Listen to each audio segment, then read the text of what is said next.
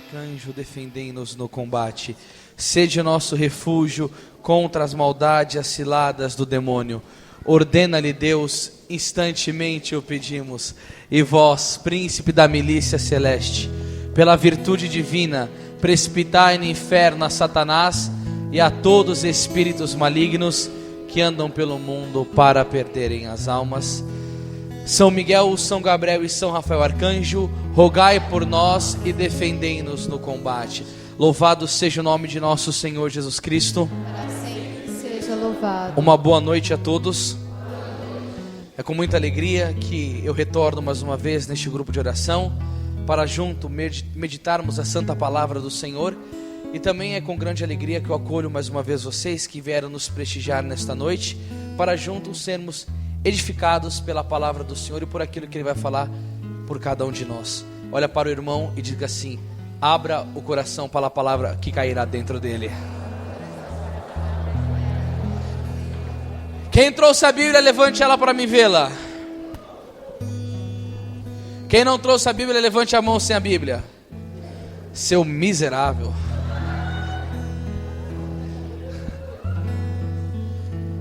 Eu vou contar para Jesus, viu? Você vai ver só.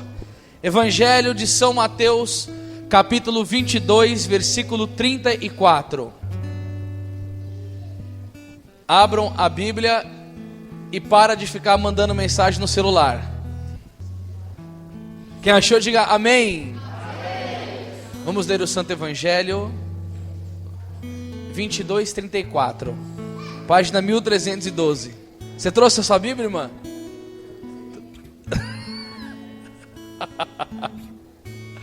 Bíblia singelinha, né, irmã?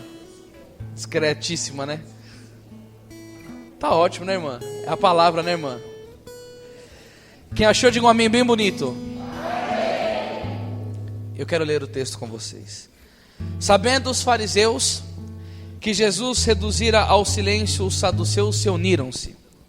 E um deles, doutor da lei, fez-lhe esta pergunta para pô-lo à prova: Mestre, qual é o maior mandamento da lei? Respondeu Jesus: amarás o Senhor teu Deus de todo o teu coração, de toda a tua alma e de todo o teu espírito. Esse é o maior e o primeiro mandamento. E o segundo, semelhante a este, é: amarás teu próximo como a ti mesmo. Nesses dois mandamentos se resumem toda a lei e os profetas. Estas são para nós as palavras da nossa salvação. Vamos aplaudir o Santo Evangelho.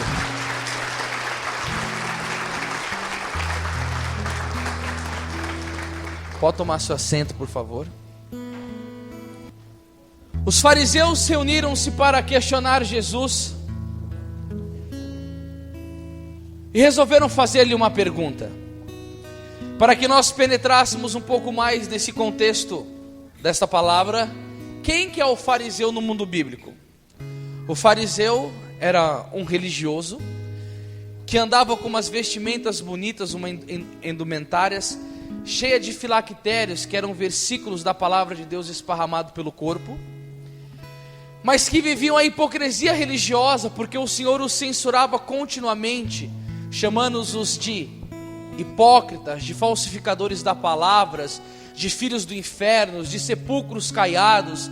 Exortava-os dizendo que ele fazia oração em praça pública para aparecer diante dos homens. E é como Isaías capítulo 29, versículo 13: este povo tem me buscado com os lábios, enquanto o coração está longe de mim. Censurava que eles faziam uma cara triste no dia de jejum, não para glorificar a Deus, mas para receber compaixão dos homens. E este era o tipo de religioso hipócrita, falso, sem nenhum interesse no coração de dar glória a Deus, que foi e questionou Jesus sobre o maior mandamento da lei. Mas é evidente que ele não perguntou ao Senhor porque ele queria adquirir sabedoria, temor a Deus, crescer no conhecimento, na verdade, em virtude. Mas a razão é porque quando Jesus começou a pregar o Evangelho, a vida santificante do Cristo dizimou a seita farisaica, e as pessoas olhavam para Jesus e diziam: ele prega como quem tem autoridade e não como os fariseus. E os fariseus desejavam matá-lo o quanto antes, porque a seita dele estava secando, estava ficando sem membros. Jesus estava arrastando uma multidão, e eles não iriam mais ter a glória dos homens e nem o dinheiro. E aí eles pensaram: vamos pegar o nosso Senhor, não, vamos pegar Jesus. E eles foram perguntar justamente para quem? Para a própria lei, qual era o maior mandamento. E Jesus responde: é este mesmo, senhor fariseu, que você não tem cumprido. Amarás o Senhor teu Deus de todo o teu coração, de toda a tua alma, de todo o teu entendimento. Em outras traduções ou em outros evangelhos, está com toda a tua força e com todo o teu entendimento.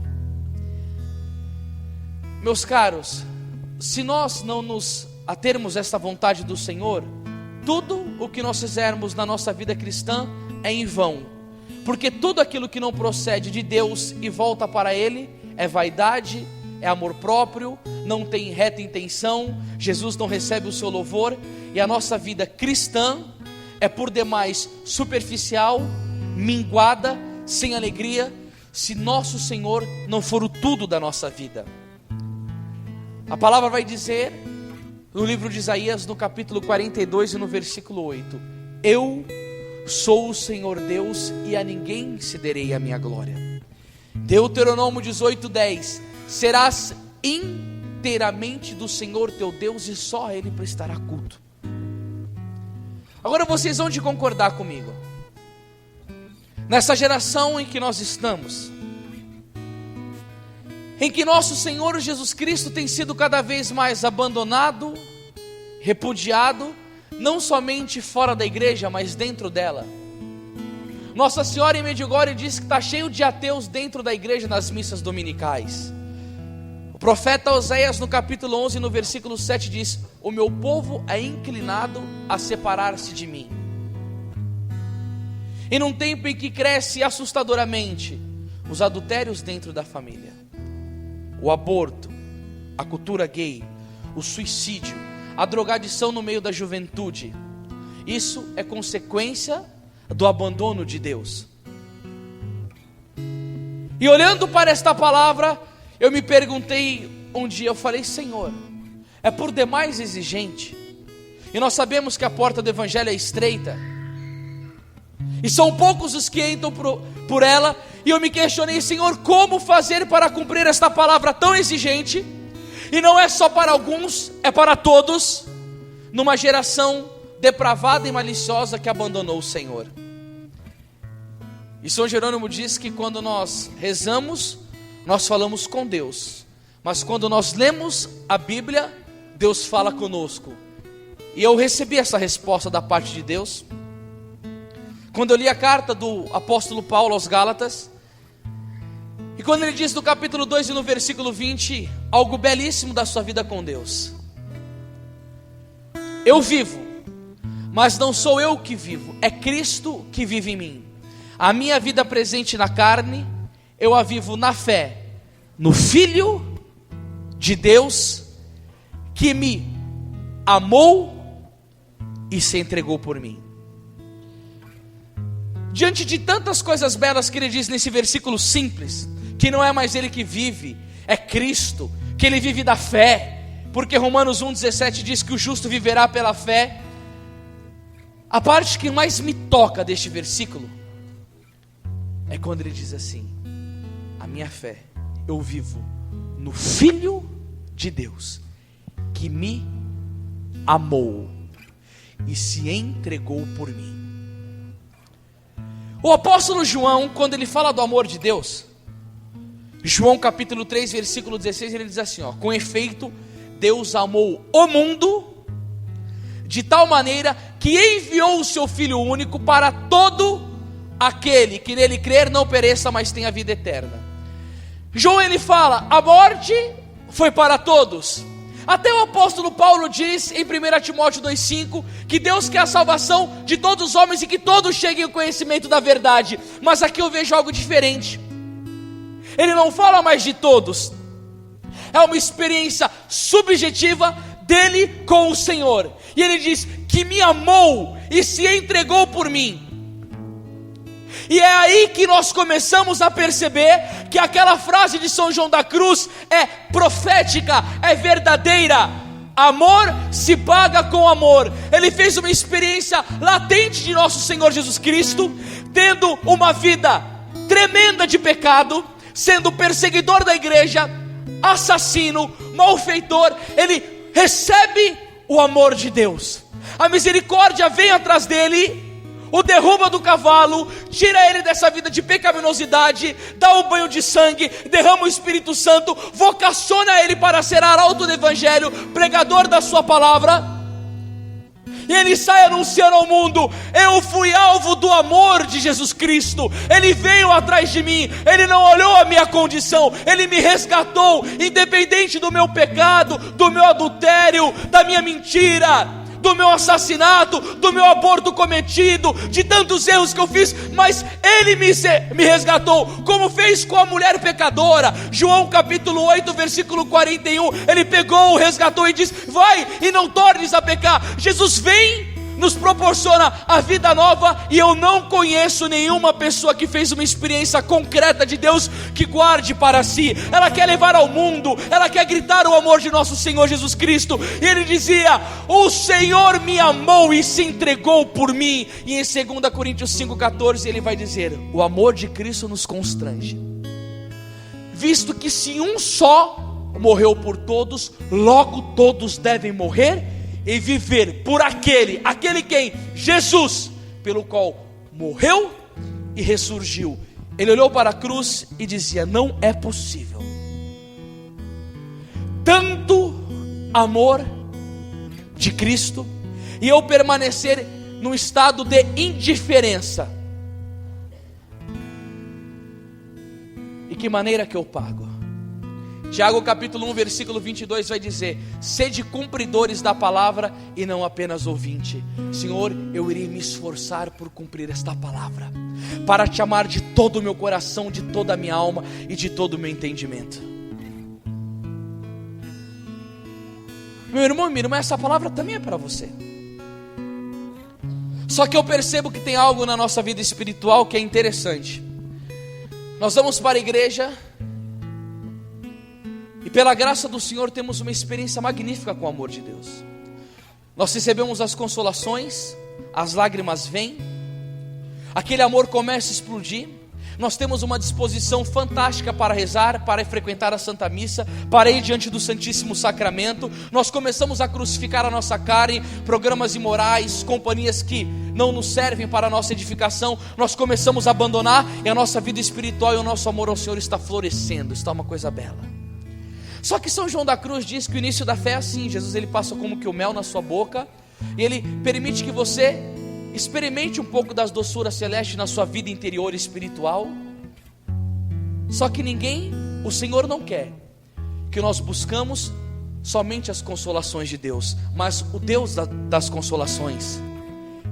E amar a nosso Senhor Jesus Cristo não é que vai aparecer um anjo, vai soltar com um arco e flecha, uma flecha poderosa que vai fazer o seu coração ficar inflamado. Amor é ato da vontade, é decisão pessoal minha. E sabe qual foi a decisão de Paulo? Filipenses capítulo 3, versículo 8. Na verdade, eu julgo como perda todas as coisas, em comparação com este bem supremo, o conhecimento de Jesus Cristo, meu Senhor. E no versículo 9 ele vai dizer: por ele tudo desprezei e tenho em conta de esterco, a fim de ganhar a Cristo e estar com ele. Ele continua dizendo: não com a minha justiça que se obtém pela lei, mas com a justiça de Deus que se obtém pela fé. E no seu coração apaixonado ele continuava: anseio pelo conhecimento do seu poder e da sua ressurreição, pela participação em seus sofrimentos, tornando-me semelhante a ele na morte. Não pretendo dizer que já alcancei esta meta, mas eu me empenho uma vez que eu fui conquistado por ela. Paulo fala que ele fez experiência com Deus, abandonou as coisas que não agradavam a Cristo, e as coisas dessa terra já não agradavam mais. Por isso que ele dizia em Colossenses 3:1: buscai as coisas do alto. Ele desejava o conhecimento de Cristo, começou a ter um desejo profundo pelo sofrimento, porque São Francisco de Assis vai dizer que o Calvário é a montanha dos que amam. Ele diz: eu não pretendo dizer que eu já alcancei esta meta, mas eu me empenho em conquistá-la, uma vez que eu fui conquistado. O empenho do apóstolo Paulo era Mateus 6,33: buscai em primeiro lugar o reino de Deus e a sua justiça, e tudo mais vos será dado em acréscimo. Santo Tomás de Aquino estava um dia a estudar. A irmã dele olha para ele e diz: Tomás, me diga como eu faço para ser uma santa. Ele olhou para ela e disse: querer. Ela, não satisfeita com a resposta por demais simples do seu irmão, que é o maior teólogo da igreja, perguntou novamente: como eu faço para me tornar uma santa? Ele disse: querer. É uma decisão nossa. É um pedido do Senhor Jesus Cristo: me ame de todo o coração. Santo Agostinho vai dizer: Deus tem sede que nós tenhamos sede dele. E a Igreja Católica hoje necessita de pessoas que amem profundamente a nosso Senhor Jesus Cristo. Que o Papa Bento XVI diz: a crise do mundo é uma crise de santidade. E quem são os santos? São aqueles que amam. E como nós vamos reproduzir este amor? Aprendendo a palavra de Santo Tomás de Aquino: nós nos transformamos naquilo que amamos. Se nós amamos a nosso Senhor Jesus Cristo, nós somos outro Cristo. E aí que vem a solução para todos os problemas da humanidade que deu as costas para Deus. A salvação do mundo está naqueles que amam. E eu te pergunto, como católico, qual que é o seu programa de vida? Eu acho que eu disse na última pregação aqui. Se não disse, vou dizer, e se disse, direi novamente.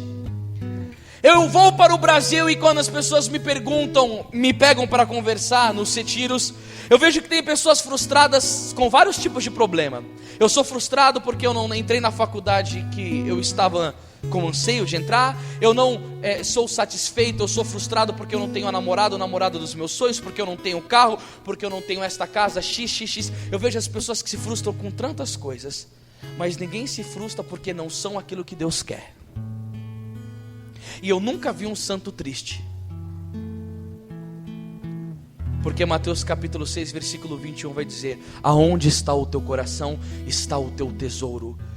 Se o nosso tesouro não é nosso Senhor Jesus Cristo, a alegria será extinta de nós. Porque o apóstolo Paulo, dentro da cadeia, abandonado pelos seus amigos, abandonado por todos aqueles que o seguiam junto com ele, com uma bola de ferro de 3 toneladas no pé, sem roupa, desnudado, passando frios absurdos, sofrendo uma rejeição de tudo e de todos, ele diz em Filipenses 4:4: alegrai-vos no Senhor. Repito, alegrai-vos, porque a alegria de um ser humano está em fazer a vontade de Deus, e a vontade do Senhor é que nós o colocamos acima de tudo.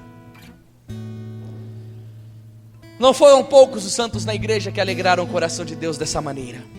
Que lindo Santo Tomás de Aquino, eu sou fã dele. Quando eu estava no Congresso Pro Vida, eu comprei a Suma Teológica, o Paulo viu, eu fiquei babando. São 9 livros desse tamanho, eu vou levar uns 2 anos para ler tudo. Mas Santo Tomás de Aquino é sem explicação. O amor a Cristo daquele homem fez com que ele escrevesse coisas profundas da doutrina católica. E eu amo ler a vida dos santos porque é demais por edificante. E um dos trechos mais belos da vida de Santo Tomás que eu li é que um dia ele estava fazendo uma adoração a Santa Cruz. E antes disso eu preciso explicar que Santo Tomás, ele era um escritor muito fecundo. Ele escreveu essa Suma Teológica que eu comprei, que a igreja serve-se dela desde quando ela foi escrita. E disseram que não era necessário nenhum milagre para que Santo Tomás fosse canonizado, porque são necessários 3. E disseram: a Suma Teológica já é um milagre. Ou seja, é algo impressionante esse escrito que esse santo deixou para a igreja. E depois de tantos esforços, ele que era muito devoto da paixão de Cristo, estava um dia adorando a cruz. E no momento em que ele está adorando a cruz, ele levita. Por isso que eu tenho esperança de ainda ser santo, porque Santo Tomás de Aquino, ele tinha uma pança tão gigante que para ele comer ele tinha que cortar a borda da mesa para a barriga dele entrar. Paulo, a gente tem esperança, velho. Eu tenho esperança, irmãos. Olha os vídeos de gordo pregando. E aí Santo Tomás estava lá. E quando ele estava adorando a cruz, ele levitou. E quando ele levitou, nosso Senhor Jesus Cristo disse a ele: Tomás, escrevestes bem sobre mim, em recompensa o que tu queres. Ele disse para Jesus: nada a não ser vós mesmo. No dia em que eu estava lendo este livro, eu fechei, as lágrimas começaram a banhar a minha face e uma mistura de sentimentos começou a vir dentro do meu coração.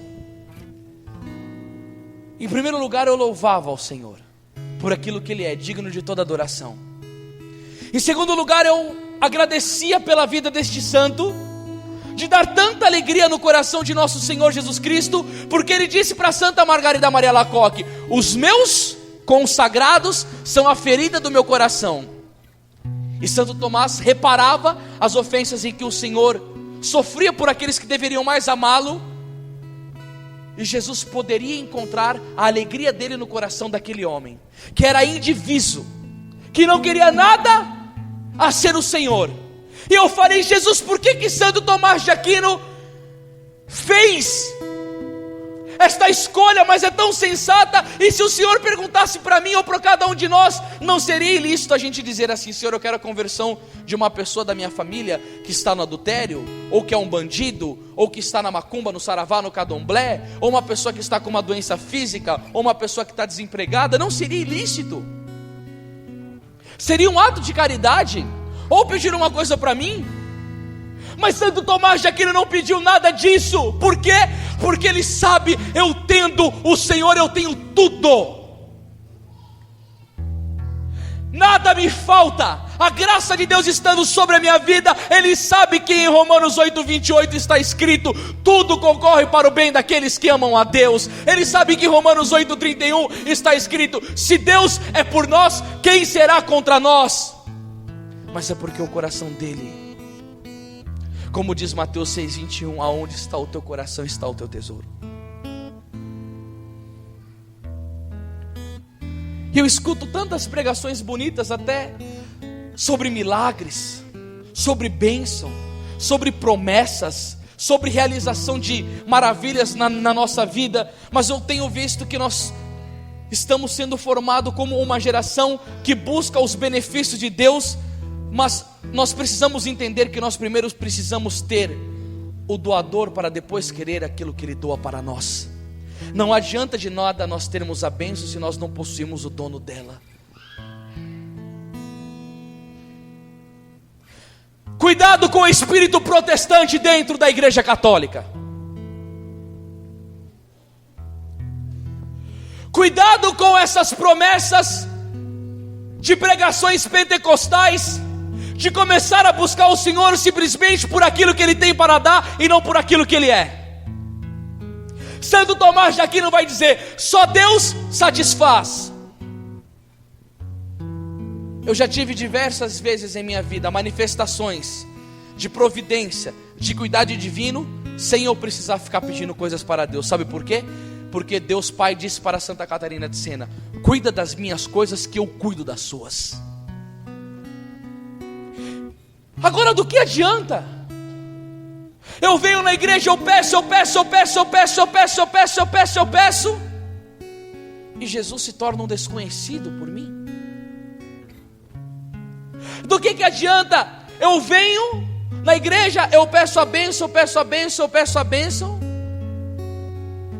mas eu não abandono o meu adultério, eu não abandono o meu filme pornográfico, eu não abandono o ódio do meu coração, eu não abandono a mágoa, eu não abandono uma vida católica relativizada, morna, fria. Do que adianta eu ter as bênçãos, se Apocalipse capítulo 22, versículo 8 diz que os tíbios não herdarão o reino dos céus? Sabe o que é tíbio? É aquele católico light que vai de sábado à noite na missa para não ter que ir de manhã, que reza o terço deitado, que faz uma oraçãozinha minguada no final da noite, só um em nome do Pai, do Filho e do Espírito Santo, para agradecer pelo dia, para a consciência não ficar mutilada na hora de dormir. Não, eu preciso rezar ainda. Aí eu começo a ver um monte de gente rindo. Pô, cara, tô nessa situação, converta. Que linda a história de Santo Padre Pio. Um seráfico adorador de nosso Senhor Jesus Cristo. E ele estava... Quem conhece Padre Pio aqui, levanta a mão. É um santo da Igreja Católica. Quem não conhece ainda o Padre Pio aqui, levanta a mão. Quem não conhece? Gente, se vocês precisam conhecer a vida desse santo. É um sacerdote franciscano. Ele tinha os estigmas de nosso Senhor Jesus Cristo no corpo, os sinais da paixão nas mãos, na cabeça, no coração, nos pés. E ele tinha um amor profundo por nosso Senhor Jesus Cristo no Santíssimo Sacramento. E um frade que uma vez foi visitá-lo no convento para ter confissão com ele, porque ele lia o pensamento das pessoas. As pessoas viajavam do mundo inteiro para ir ter com ele. Ele tinha o dom de milagres fecundíssimo, dizia coisas profundas de vida passada, vida futura. Era uma coisa de louco. Ele profetizou. Quando o Karol Wojtyla foi como padre novo, ele disse: esse homem será papa da igreja. É uma coisa impressionante. E quando as pessoas iam visitá-lo, disse: Padre Pio, não sai da capela. Ele tinha um amor profundo por nosso Senhor Jesus Cristo. E um dia ele estava adorando Jesus no Santíssimo Sacramento. Gente, olha que história linda da sua igreja. O corpo do Padre Pio começou a pegar fogo. E ele começou a se sentir mal. Levaram para a enfermaria e foram medir a febre do Padre Pio. Ficaram assustados. A febre estava altíssima. Mais de 40 graus, colocaram 46 graus. Colocaram o termômetro e o termômetro estourou. Foram pegar um termômetro de água, que mede a temperatura da água. E tem que aguentar mais, porque a água é muito quente. E colocaram o termômetro no Padre Pio e deu 56 graus de febre. O enfermeiro olhava para o outro e diz: não é possível isso, este homem com este tanto de febre já deveria ter entrado em óbito, já poderia ter morrido, claro. E depois colocaram de novo e ficaram mais assustados. Tinha subido 2 graus, ele estava com 58 graus de febre. E aconteceu que a medicina ficou silenciada. Eles não conseguiram explicar este fenômeno. A ciência ficou com o bico fechado. E a mística católica, a área da teologia católica que explica os fenômenos extraordinários da vida espiritual, diagnosticou o que estava acontecendo com o Padre Pio. Ele estava enfermo de amor por nosso Senhor Jesus Cristo. Pode aplaudir, isso daí é bonito.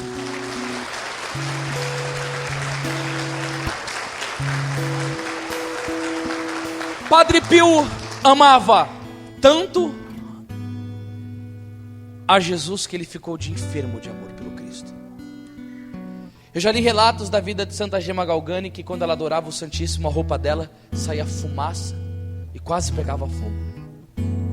Tinha santos que quando comungava Nosso Senhor por amor a Cristo, pisava sobre a neve, como São Francisco de Sales, e a neve derretia, porque o corpo estava em chamas. Lucas capítulo 12, versículo 49 diz: eu vim lançar fogo sobre a terra. E aqueles que estão unidos com Cristo são um fogo puro de amor. Como a Igreja Católica tem necessidade de pessoas que se comprometam com esta verdade e que colocam isso no seu coração e comecem a lutar por essa busca espiritual, essa busca de santidade, porque é uma palavra que me incomoda. Uma palavra que me incomoda na Bíblia. 1 Coríntios capítulo 16, versículo 23. Se alguém não amar o Senhor, seja maldito. Se alguém não amar o Senhor, seja maldito. E qual que é a prova do nosso amor por nosso Senhor Jesus Cristo? João capítulo 14, versículo 15. Se me amais, guardareis os meus. Outra palavra do apóstolo São João. 1 João capítulo 2, versículo 3. Eis como sabemos que o conhecemos, se guardamos os seus mandamentos. Novamente, aquele que diz conhecê-lo e não guarda os seus mandamentos é mentiroso e a verdade não está nele. E o mandamento que o Senhor quer que nós fincamos na nossa alma é o primeiro mandamento: amarás o Senhor teu Deus de todo o coração, de toda a tua alma e de todo o teu entendimento. Agora vamos ver se a igreja passa por uma crise e se ela não necessita que nós despertamos para isso. Semana passada, padres católicos, olha que dor profunda, recém-ordenados, foram sabatinados. Você sabe o que é isso? Sabatinados? O padre, quando ele é sabatinado, um outro sacerdote começa a perguntar coisas da fé para ele, para saber se ele tem clareza na resposta, tanto teológica como filosófica, como espiritual, de uma questão a perguntar. E aí, padres da Itália, recém-ordenados, foram sabatinados, sabe sobre o quê? Sobre os mandamentos da lei de Deus. E mais de 8 sacerdotes não souberam falar os 10 mandamentos da lei de Deus.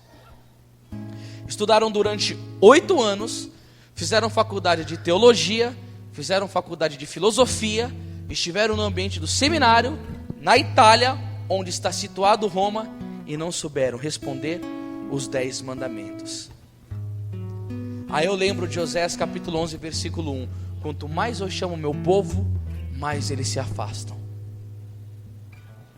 Por isso que eu entendo porque que o Papa Bento XVI lançou a primeira encíclica sobre Deus Caritas Est, Deus é amor. Lançou outra sobre a esperança cristã. E quando ele falava sobre a vida eterna na esperança cristã, ele dizia que o homem contemporâneo não tem mais o sentido do eterno na sua vida. Eles vivem como essa realidade fosse uma mentira. E como eu vou crer na existência do céu se eu não tenho amor por nosso Senhor Jesus Cristo? E é Ele quem morre na cruz para me dar o céu como prêmio da sua paixão. E é Ele que diz para os apóstolos, quando os apóstolos estavam perturbados, João capítulo 14, versículo 1: não perturbe o vosso coração. Credes em Deus, credes em mim. Na casa do meu Pai há muitas moradas. O prêmio daquele que ama nosso Senhor Jesus Cristo não são bens terrenos, não é dinheiro, não é solução automática de problemas, não é nada disso. O prêmio eterno de quem cumpre os mandamentos da lei de nosso Senhor Jesus Cristo é a vida eterna, onde Cristo está escondido em Deus. Santa Gemma Galgani, outra santa do amor seráfico por nosso Senhor Jesus Cristo. Meu Deus, que jovem que é essa! Quando ela ia na paróquia frequentar a Santa Missa na época de frio, como todos os outros paroquianos, gente, que dificuldade. A gente pregando o Evangelho, eu estou todo perdido aqui. É muito difícil isso. Se a gente fala alguma coisa que a gente não tem caridade, eu não sei nem como que eu me comporto. Bom, e aconteceu que Santa Gemma, na época de frio, ia à Santa Missa, ela usava luvas das mãos. E passando esta época, ela continuou indo com as luvas na mão. E o sacerdote, num calor imenso, chegou e perguntou: Gemma, por que você vai com as luvas nas mãos? Ela disse assim: Jesus não faz uns buraquinhos na sua mão, não, padre? Como assim buraquinho? E o sacerdote começou a conversar com ela e descobriu que ela também tinha os sinais da paixão de Cristo no corpo. Gente, isso é uma coisa tremenda. São almas vítimas em que o Senhor permite que elas sofram tremendamente as dores dele na cruz. E o Padre Pio, outro santo que eu disse que também era estigmatizado, um dia perguntaram a ele: dói os seus estigmas? Ele disse assim: abre a sua mão, pegue um prego bem grosso e comece a bater e ficar girando, e aí você vai experimentar um pouco da dor que eu sinto. Aí você pode perguntar, mas por que Deus permite que uma pessoa sofra isso? O Papa Bento XV vai dizer assim, quando Deus levanta pessoas como Padre Pio, estigmatizados como Santa Gemma Galgani, é sinal de que ainda exerce misericórdia pelo povo. Essas pessoas, elas grudam o pecado da humanidade sobre elas, para que a ira e a justiça de Deus não caia sobre os habitantes da terra, para dar um tempo maior para o povo converter. E ela era uma dessas, uma alma vítima e expiatória, que se chama. Bom, toda alma que tem isso ama demais a Deus. Eles não ficam entristecidos pelo sofrimento, eles anelam, porque eles sabem que só dessa maneira eles contribuem para a salvação das almas. Por isso que eu digo, cuidado com o veneno de pregação protestante, porque eles têm ojeriza a cruz, e sem cruz, sem vida eterna. Por isso que Jesus disse em Mateus 10:38, aquele que não toma a sua cruz e não me segue, não é digno de mim.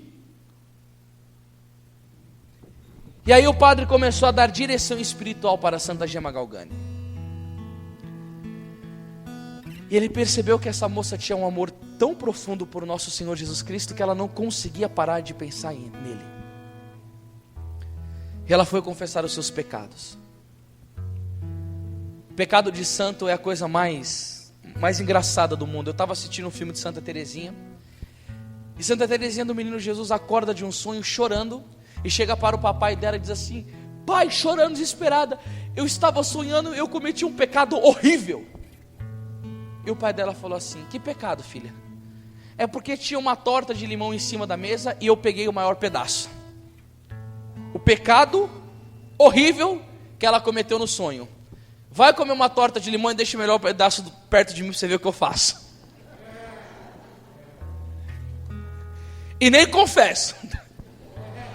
Ainda fala assim, obrigado Jesus, porque você me deu maior. E a minha barriga chora com essa situação. E Santa Gemma foi confessar o pecado dela. Deveria ser uma coisa nesse sentido, gente, sério mesmo. E o padre chegou e falou assim para ela, olha que coisa linda, Gemma, a tua penitência será ficar 1 minuto sem pensar em nosso Senhor Jesus Cristo.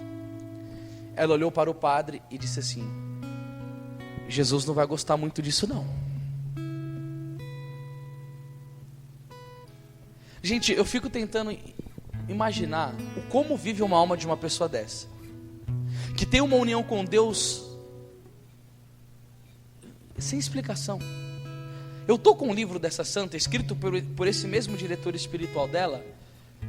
Dá vergonha de ler, dói a alma ler, é muito forte. E aí o padre falou assim, você não disse que o teu confessor é a boca de Deus na sua vida? Sim, mas por que você não quer obedecer à boca de Deus? Não, sim, eu irei obedecer. Ela foi, começou a fazer a penitência. O padre que anotou esse testemunho disse que quando deu um pouco mais de 15 segundos, ela começou a passar mal. E quando ela começou a passar mal, o sacerdote começou a bater na face dela e chamando ela para a lucidez, ela não voltava, meio que desmaiando. E o sacerdote disse assim, Gemma, pode voltar a pensar em Jesus Cristo. Daquele estado mal que ela estava, ela abriu um sorriso. Ai, como é bom poder pensar no meu esposo.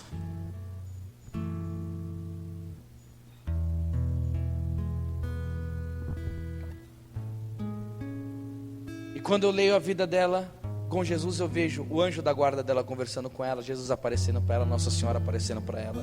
Também o demônio aparecia para ela, quebrava o braço dela, Jesus aparecia em seguida e consertava. Sofria muito. Mas Jesus dizia para a Gemma, você é a alegria do meu coração.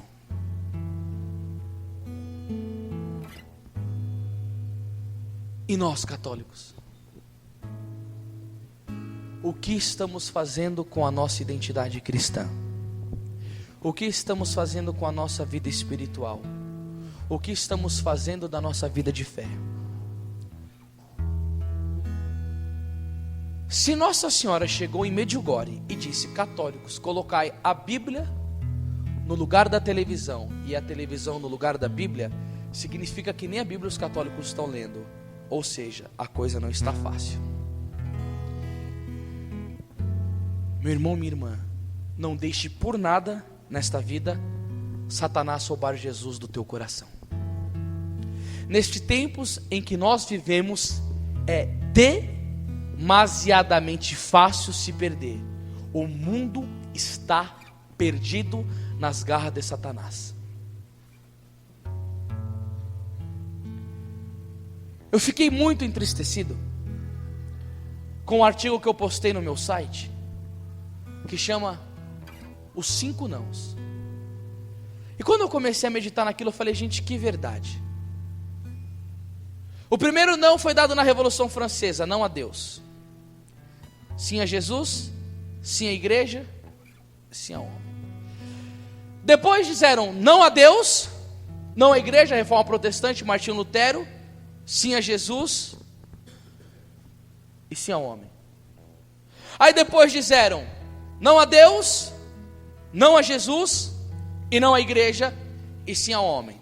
Agora o quinto passo é não a Deus, não a Jesus, não a igreja, não ao homem e sim ao demônio. É a última revolução de Satanás, a revolução tribal, onde as pessoas colocam silicone com chifres, afiam o dente, cortam a língua, fazem tatuagem de Satanás na face, mutilam o corpo com diversos tipos de piercing.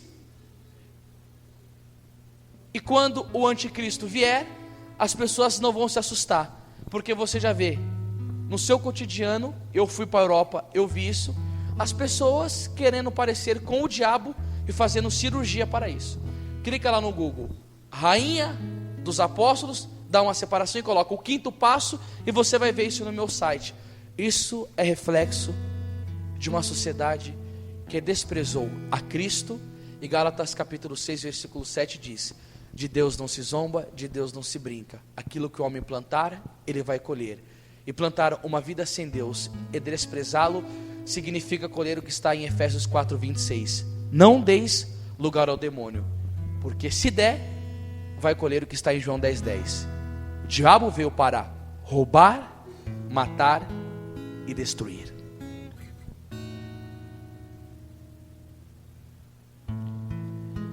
E uma alegria profunda no meu coração é de poder pregar para você nesta noite, e que com esta pregação eu peço dentro da minha alma aquilo que está em Efésios 5:14: desperta tu que dormes. Claro, nós temos que despertar pela palavra, porque Romanos 10:17 diz que a fé vem pelo ouvir a palavra de Deus. E a fé, Hebreus capítulo 11 verso 1 diz: a fé é o fundamento da esperança, é a certeza a respeito do que não se vê. Eu não vejo, mas eu creio piamente, e a minha vocação é essa: amar nosso Senhor Jesus Cristo, dar a vida por Ele, adorá-lo, porque aquele que quiser estar com Cristo na eternidade, terá que estar perto dele nesta vida também.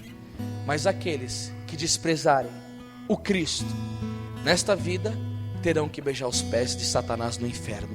E eu olho para vocês aqui e não vejo ninguém com cara de inferno. Olha para o irmão que está do lado e fala assim: você tem cara de céu.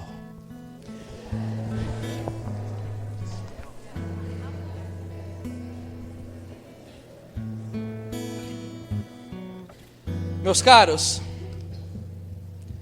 qual que é a prova para ver se nós estamos cumprindo esta palavra? Amar Deus de todo o coração, de toda a alma, de todo o teu entendimento, e o próximo como a ti mesmo.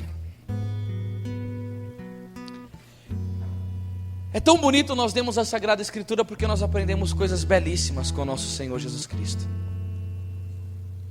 O Evangelho de São João, no capítulo 13, versículo 34, Jesus vai dizer assim: dou-vos um novo mandamento: amai-vos uns aos outros como eu vos tenho amado. Versículo 35: e nisto reconhecerão que sois os meus discípulos, se vos amardes uns aos outros. Você há de concordar comigo que uma das palavras mais adulteradas hoje é a palavra amor? Se usa amor para tudo. Você pode perceber que na filosofia da linguagem, você escuta continuamente, até eu e você diz: eu amo ir para o shopping, eu amo o cinema, eu amo determinado tipo de roupa, eu amo comer na churrascaria, eu amo a internet. Mas como que eu vou amar isso? Se Santo Tomás de Aquino diz que amar é querer o bem do outro, como eu vou amar algo que nem a alma tem? E o que nós entendemos por amor? Eu acho que a vida dos santos, ela torna mais intelectiva e de fácil compreensão a pregação. Vamos dar um exemplo de amor aqui? Madre Teresa de Calcutá. Ela recebeu uma ligação de Joaquim Navarro, porta-voz do Papa João Paulo II. E diz: Madre Teresa, a sua santidade, o Papa quer vê-la. Estava próximo dela. E no dia seguinte ela foi se deslocar para ir ver o Santo Padre. E quando ela passou na rua, ela viu um irmão de rua, um ferido, um mendigo. E Madre Teresa, a fraqueza dela era os pobres. Só que não aquele pobre com condição de pedir comida, não. A fraqueza dela era aquele pobre tão adoentado que nem conseguir andar ele conseguia direito. E ela foi e começou a conversar e percebeu que este pobre precisava de cuidados especiais e que se ela o abandonasse, ele poderia morrer. Ela foi, pegou ele e levou para a congregação. Quando ela chegou lá, o homem viu a Madre Teresa e disse assim: Madre, como que você aguenta isso? De manhã aqui chega um caminhão de doentes, à noite sai um caminhão de mortos, e diariamente assim é a vida da senhora. E ela já começa a esclarecer: eu não farei isso nem por 1 milhão diariamente, mas por amor a Deus e com o amor de Deus eu faço isso todos os dias. E ela chegou, levou este pobre lá e começou a tratar dele, dar banho, cuidar das feridas. E ela se atrasou para ir visitar o Santo Padre e não conseguiu ir. Depois ela recebe uma ligação, e o mesmo que a tinha ligado anteriormente, com a voz alterada: Madre Teresa, aonde a senhora estava que não veio visitar o Santo Padre? O representante de Cristo a esperava. E ela, com voz branda, respondeu: meu caro, às vezes nós precisamos deixar de ir visitar o representante de Cristo para cuidar do próprio Cristo. Pode aplaudir, irmão. Eu vi que você queria bater palma, pode aplaudir.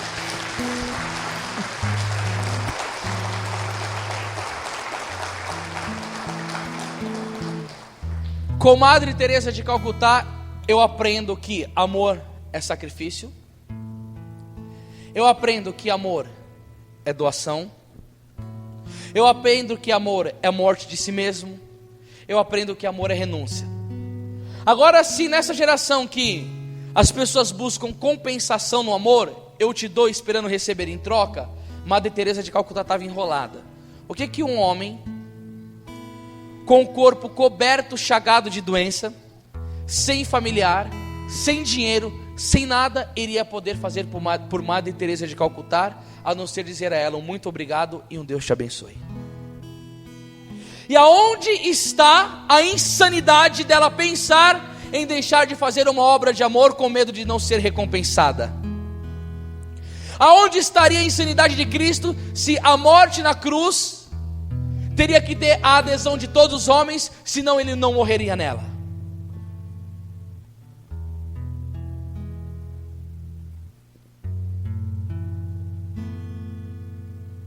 Amar dói. Amor é sacrifício. E eu estou sabendo que, eu não sei se vieram aqui, tem algumas pessoas que trabalham com encontro de casais aqui. Eles vieram, Paulo? Levanta a mão vocês aí, deixa eu ver quem está.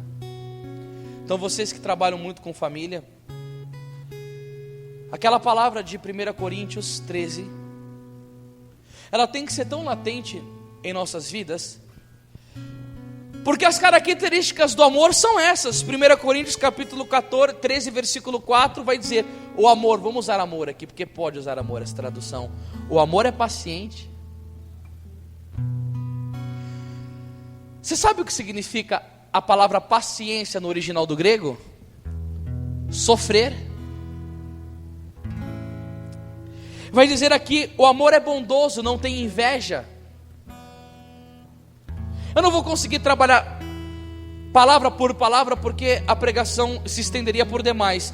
Mas depois vocês começam a olhar esta palavra e analisar os frutos do amor dentro do nosso coração, para nós vermos de fato como está a nossa vida cristã. E se não estiver tão boa, tem a possibilidade de melhorar, porque não nos falta a graça de Deus para isso. Mas olha o que o apóstolo Paulo vai nos ensinar sobre isso. Não é arrogante, nem escandalosa, não busca os seus próprios interesses, não se irrita, não guarda rancor. Gente, Tertuliano, que é padre do 2º século da igreja, ele dizia que os cristãos se convertiam, os pagãos se convertiam ao cristianismo, quando olhavam os cristãos e viam o amor de um para com o outro. Gente, que coisa linda que é o amor, a vida fraterna dentro da igreja, um marido com uma esposa. É lindo ver o amor, exala o amor. Santo Agostinho, ele era um homem tão que meditava tanto sobre o amor, que ele dizia: ama e faz o que queres. Ele falava que os pagãos se convertiam porque dizia: olha como eles se amam, e a força era tão poderosa que atraía eles. E o difícil foi quando eu li um padre que morreu há uns 4 anos atrás, chamado Jesus Ortega. Eu gosto muito de ler os livros dele, um padre espanhol. Ele dizia no início da igreja, o grito era: olha como eles se amam. E hoje o grito é: olha como eles se odeiam. As divisões, as brigas, as calúnias, as maledicências, falta de perdão na família, por poder financeiro, por aquilo, porque não me coloca em primeiro lugar. Gente, essas coisas precisam ficar no pé da cruz. Nós precisamos buscar viver isso profundamente na nossa alma. Você no seu sacramento do matrimônio, marido, veja bem, a palavra de Jesus para você é muito forte. Efésios capítulo 5, versículo 25 vai dizer: marido, amai vossas mulheres como Cristo amou a igreja e se entregou por elas. Que missão, marido, quando você sacramenta, a sua missão é dar a vida pela sua esposa, dar a vida pela sua família. Está faltando esse tipo de homem dentro da igreja para dar exemplo, porque chega de homem cachaceiro, chega de homem adúltero, chega de homem que bate na esposa, que só sabe ser um ditador, um tirano dentro de casa. Nós precisamos de homens com o coração de São José, com o coração de nosso Senhor Jesus Cristo. E Paulo vai dizer: mulher, sede submissa aos vossos maridos, porque isso é agradável a Deus. E eu penso que uma mulher que lê esta palavra, ela primeiro vai olhar a primeira e vai dizer: marido, amai vossas mulheres como Cristo amou a igreja e se entregou por ela. Eu creio que fica mais fácil de uma mulher ser submissa ao marido que se entregue assim. Ela vai olhar para o marido e vai falar: meu Deus, num tempo em que os homens perderam a identidade do amor, o Senhor me dá um presente como esse. Olha que homem abençoado, olha que sacerdote do lar, olha que maestria em fazer as coisas da casa, olha como ele educa a família, olha o joelho desse homem, olha que vida de oração. Gente, as esposas precisam ver isso, os maridos também precisam encontrar a coajudadora, a mulher de Deus, a mulher de oração submissa para educar o lar. E essas características do amor precisam estar muito fecundados dentro da nossa casa. E o apóstolo continua que o amor não se irrita, não guarda rancor. Gente, esse negócio de casal brigar e dormir separado na cama não pode fazer essas coisas. Quando o apóstolo Paulo fala: não deis lugar ao demônio, ele vai dizer depois que o sol não se ponha sobre o vosso ressentimento.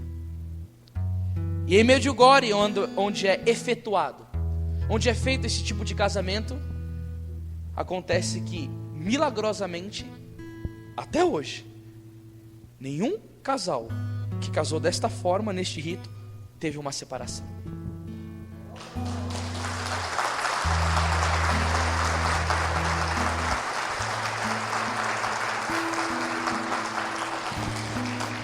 Gente, eu não estou querendo ser utópico e não entender que você está falando de casamento assim porque você ainda não casou. Não, eu tenho dificuldades, eu já briguei com a Fabiana também. Isso é normal.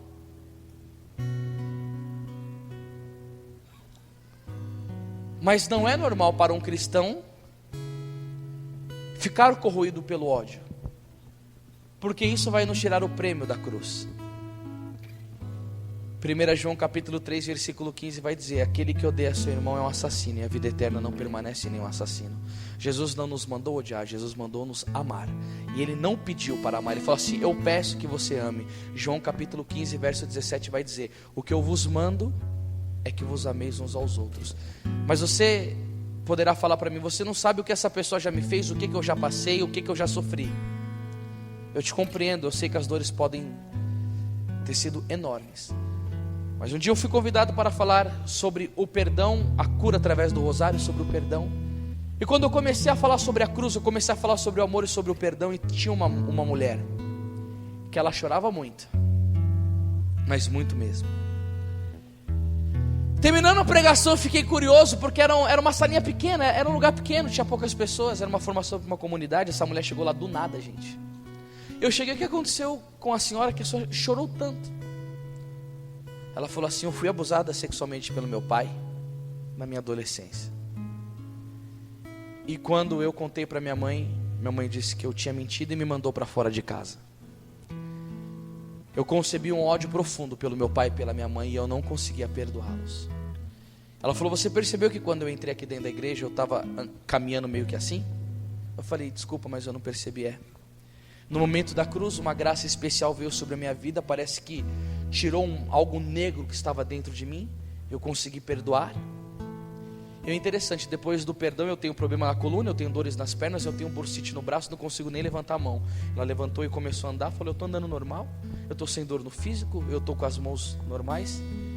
E a gente que é da renovação carismática, aprendemos bastante isso, que a falta de perdão, a mágoa, o ressentimento dá câncer, problemas estomacais como úlceras, como gastrites, enxaqueca, dores nas costas, e até leva à morte.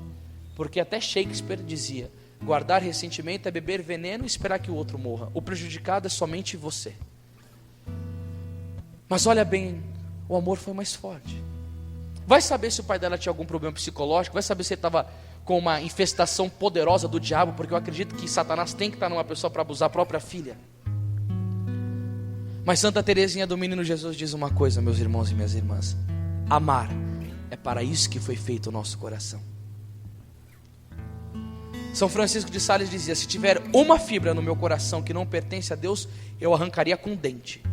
Meu irmão e minha irmã, não saia desta pregação do mesmo jeito que você chegou. E não espera que vai aparecer um anjo e vai começar a jogar seta de amor. Se você tiver ferido com alguém, aprenda: perdoar é decisão. Eu me decido por isso.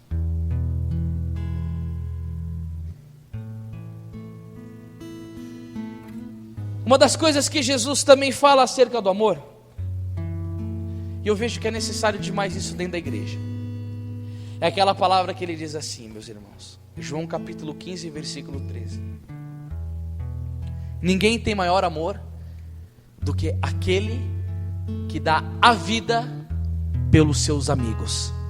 Quem está aqui na igreja porque um amigo te falou de Jesus? Levanta a mão aí. Uma pessoa, duas, três, quatro. Quem está na igreja porque um amigo te evangelizou, te levou para a igreja? São poucos, você não tem mais não aqui não? Bom, alguns aqui levantaram a mão. Vejam bem, o livro do Provérbios vai dizer uma coisa muito bonita sobre a amizade, que nós precisamos viver isso, porque quem ama quer amigos. Provérbios capítulo 17, verso 17: o amigo ama em todo tempo, e na hora da prova ele se torna um irmão. Ele não é só para a hora da mesa, ele também é para a hora da cruz. E uma história linda, que quando eu falei: Jesus, que coisa linda. O amor realmente é insuperável.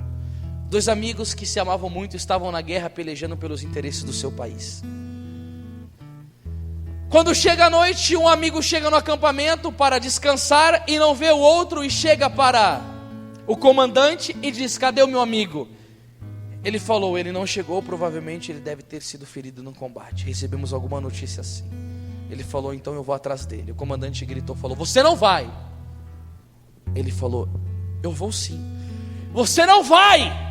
Eu vou porque ele é meu amigo, eu o amo. Saiu correndo. Ele foi e começou a procurar aquele amigo, do qual Jesus disse que ele tem que dar a vida por ele. Ele procurou até que encontrou. Ele estava todo ensanguentado, ferido, e veio trazendo ele, segurando ele nas costas. E quando ele estava chegando perto do local, o comandante olhou, travou os braços, fez uma cara má de desaprovação. E quando ele chegou perto, ele falou: como ele está? O outro ficou em silêncio. Ele foi, colocou a mão na jugular para ver os batimentos cardíacos e viu que não estava batendo. Fez os outros procedimentos e constatou: ele estava morto. Ele olha para o amigo que foi atrás dele e dá um berro: valeu a pena você ter me desobedecido? Ele está morto.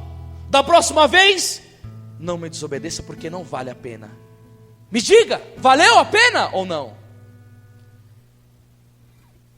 Ele pega aquele amigo dele que estava no ombro, coloca ele nos braços, olha para aquele corpo, uma poça de sangue, olha para o amigo e olha nos olhos do comandante, e com os olhos cheios de lágrimas ele diz: valeu a pena, porque quando eu cheguei lá, ele olhou nos meus olhos e me disse: eu sabia que você viria.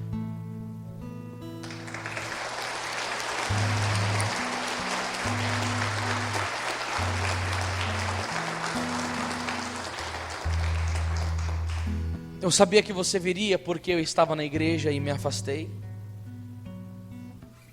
Caí no pecado, não estou conseguindo levantar, mas obrigado porque você veio na minha casa me buscar. Eu saberia que você viria porque um ente querido meu faleceu. Eu estou chateado, não estou conseguindo rezar. Eu não estou conseguindo ir até a igreja, mas eu sabia que você viria. Eu sabia que você viria porque eu estou passando por uma crise financeira e não está bastando as suas orações. Obrigado porque você veio e me trouxe uma cesta básica que me consolou. Eu sabia que você viria porque o meu marido foi embora de casa. Eu estou com 4 filhos, eles choram o dia inteiro, eu choro junto, eu estou sem forças. Mas eu sabia que você viria para chorar junto comigo e me botar de joelhos e aclamar ao Senhor e pedir uma restauração da minha família.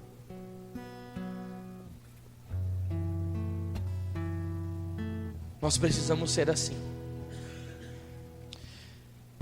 Irmãos, nesse tempo de caminhada que eu tenho, que não é muito, eu sou um rapaz novo. Olha que coisa aqui, maravilhosa, novinho. Eu caminho só 8 anos.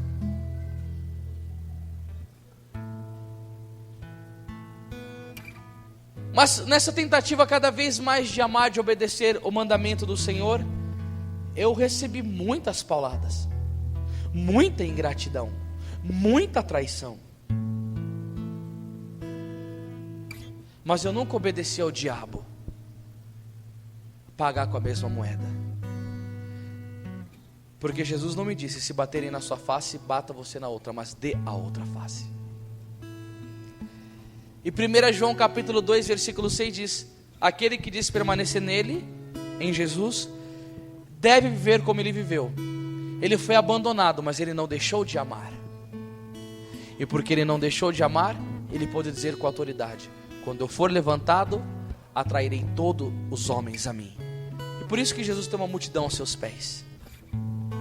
Mas nós precisamos saber, nesta vida, nós havemos por nosso amor ser colocado na cruz.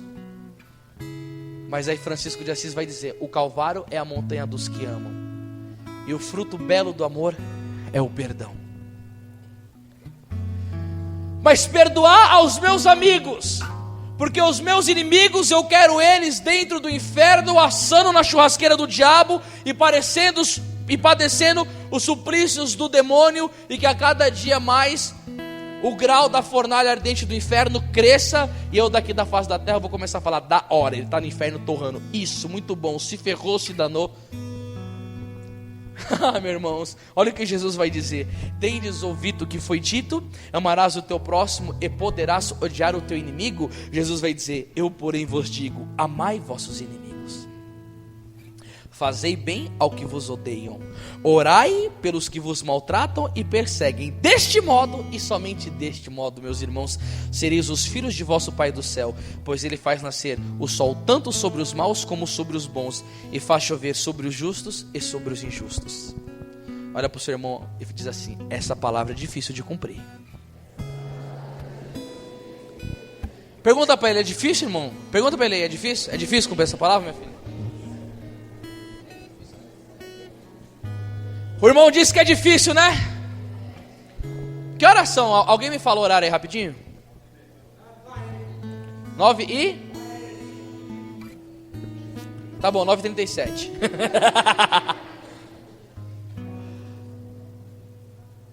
É difícil, não é? Mas não é impossível. Lucas 1,37 vai dizer: a Deus nada é impossível. Não, claro, a Deus nada é impossível. Mas 1 Coríntios 10,13 vai dizer que Deus é fiel. A Bíblia vai dizer: não vos sobreveio tentação alguma que ultrapassasse as vossas forças humanas, mas com a tentação Deus vos dará o meio de suportá-las e sairdes dela. Meu caro e minha querida irmã, um padre capelão estava na penitenciária a confessar os presos, porque eles também são dignos da misericórdia. Tem que cumprir a pena, mas é digno da misericórdia. E o sacerdote capelão chegou num que estava lá dentro e disse assim: você quer confessar os seus pecados? Você nunca confessou? Não, eu não vou confessar porque Deus não me perdoará pelo mal que eu fiz. E o padre começou a falar da misericórdia de Deus para ele e conseguiu convencê-lo a confessar. E ele vai e começa a contar: há um tempo atrás eu assassinei um homem, esquartejei-o, cortei e picotei ele e coloquei ele dentro de um saco, enterrei. E começou a contar os crimes que ele tinha cometido e tal. Ele não tinha sido preso por esse, mas por outros, mas ele confessou esse pecado. E depois que ele confessou esse pecado para o padre perguntou assim: você está arrependido? Ele falou: estou. Ele disse: se você tivesse a oportunidade de não fazer esse crime, você não faria? Ele falou: não faria. Depois que eu cometi isso, minha vida acabou para sempre. Ele lamentava, chorava. Aí o padre foi e absolveu. E disse para ele: meu querido, Deus te perdoou, agora eu vou ter que te perdoar. Aí ele falou: por que? Eu não te fiz nada. E o padre respondeu: porque este homem que você matou é o meu pai.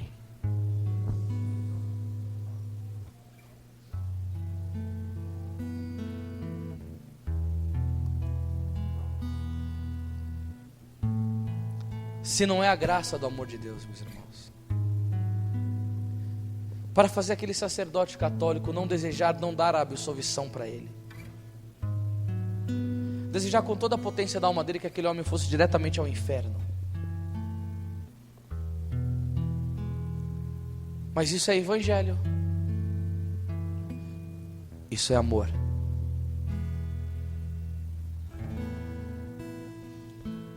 Diante de uma situação dessa, pensa aí nessa situação difícil que você tem. Pensa nessa pessoa que te fez um mal tremendo e que você é machucado até hoje por ela. Eu não sei a situação que você viveu, se você foi abusado sexualmente, se o seu marido te traiu, se o melhor amigo no emprego, você era sócio e ele acabou com a tua parte. Se o teu filho, a tua filha fez algo que te estragou. Se uma pessoa muito próxima da tua família, porque eu lembro de uma pregação do Padre Léo que ele fala: as pessoas que nos ferem são as mais próximas, e principalmente das nossas famílias. Ele começou a usar exemplos, né? Quem que vendeu os irmãos José? Os irmãos dele. Aí ele falou: quem que denunciou o Celso Pita? A esposa. Quem que denunciou o Collor? Ele começou a falar: são pessoas as mais próximas. E Jesus não tem uma sabedoria tremenda de falar sobre o perdão 70 vezes 7?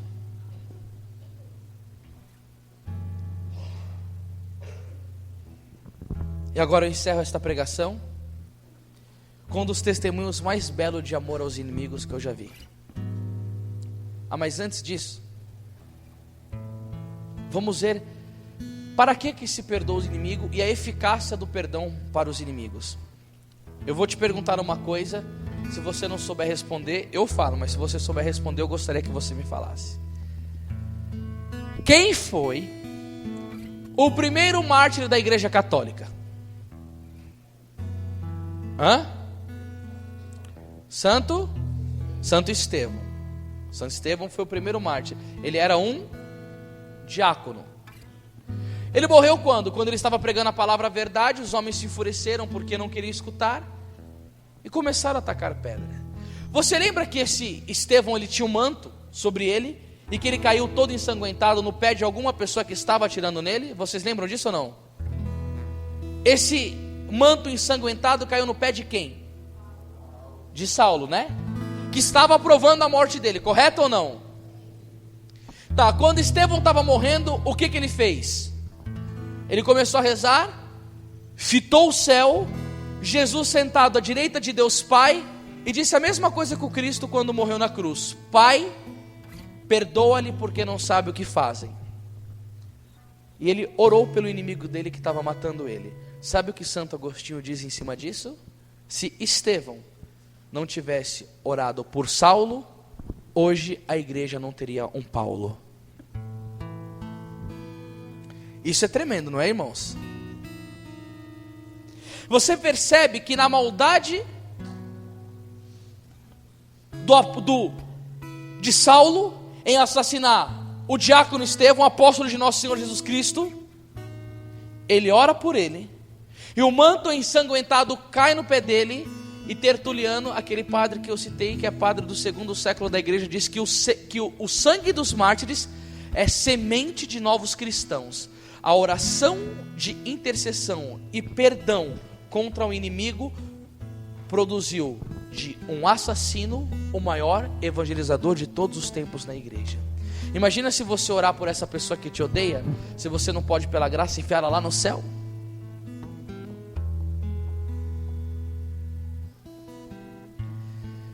E para encerrar, eu quero contar uma história linda, que eu espero que você nunca mais esqueça dela. Se você é pregador, guarda no seu coração para você contar quando você for pregar também, que é muito bonita. São Maximiliano Kolbe, um sacerdote católico que fundou uma congregação religiosa da Milícias da Imaculada. Ele queria ver o triunfo do coração imaculado de Maria e fundou uma cidade da Imaculada com vários franciscanos, e o carisma deles era propagar o amor a Nossa Senhora pelo mundo. Era uma coisa maravilhosa. E teve a perseguição nazista, e ele foi para o campo de concentração de Auschwitz. Não deve ser assim bem que fala, porque eu não entendo, mas é isso daí mesmo. E lá, meus irmãos, você sabe que eles vivem uma vida que nem o pior cachorro do mundo merece. Estando naqueles suplícios terrenos, eles tiravam as pessoas que estavam trabalhando para levar para a cremação, para a injeção letal, para levar para a morte, para o sofrimento.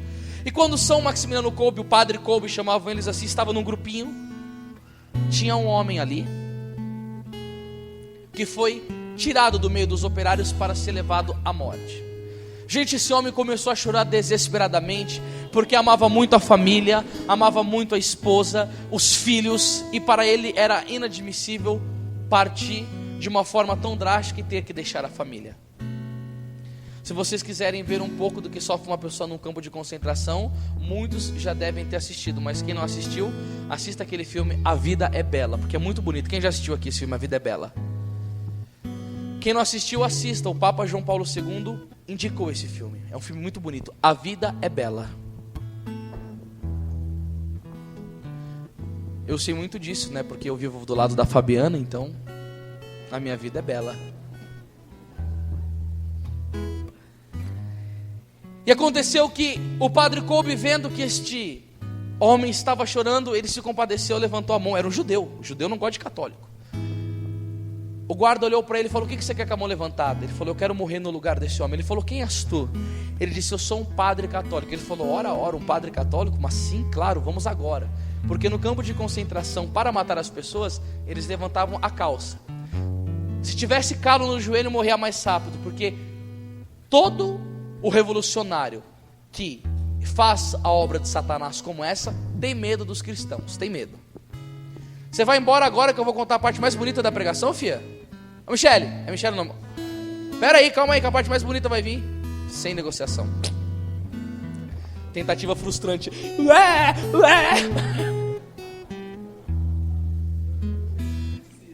Hã? Não desista, não pare de lutar, não pare de adorar. E aí aconteceu que o Padre Kolbe foi tirado lá do meio e colocaram ele num quarto confinado com outros irmãos. Apagaram as luzes, não deram alimentação e falou: daqui a algum tempo a gente passa, vai estar todo mundo morto, porque eles já estavam subnutridos, não se alimentavam. E aconteceu que o padre começou a confessar, evangelizar o povo que estava lá, e começou a morrer um, morre outro, morre outro. E quando foram abrir a porta para o recolhimento dos corpos, perceberam que o Padre Kolbe estava vivo e olharam e falavam assim: como é possível tanta resistência nesse sacerdote? Tal só o pó, pele e osso ainda está vivo, vamos matá-lo com uma injeção de ácido carbólico, injeção letal. Irmãos, olha que coisa impressionante. O homem foi, pegou a injeção e pediu o braço esquerdo dele. Ele deu o braço esquerdo. E o guarda foi, quando estava colocando a seringa, ele levantou o braço direito. Yes. E quando ele levantou o braço direito, o guarda fez assim. Ele disse: o que você vai fazer com esse braço levantado? E o Padre Kolbe dá a resposta de quem ama o inimigo e cumpre o evangelho. Olhou para ele e disse: é porque enquanto você me mata pelo meu braço esquerdo, eu absolvo os seus pecados pelo braço direito. Viva o amor de nosso Senhor Jesus Cristo. Aplauda com força o amor, igreja. Isso é catolicismo. Isso é evangelho. Isso é amor. Viva o amor, igreja!